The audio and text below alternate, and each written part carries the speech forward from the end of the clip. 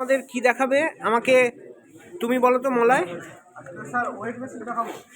Weight machine খুলেছো কি? আচ্ছা খুলেছো, আচ্ছা। এবারে সৌম্য এসো।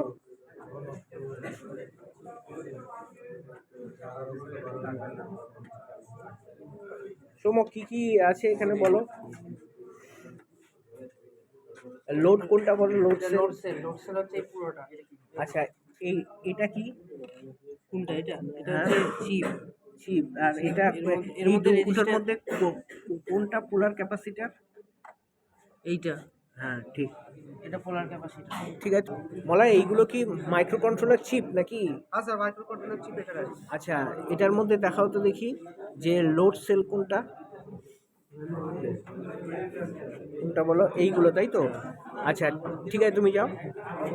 আচ্ছা, এইগুলো তাহলে কি তোমরা একটু বলো। এগুলো হচ্ছে লোড সেল।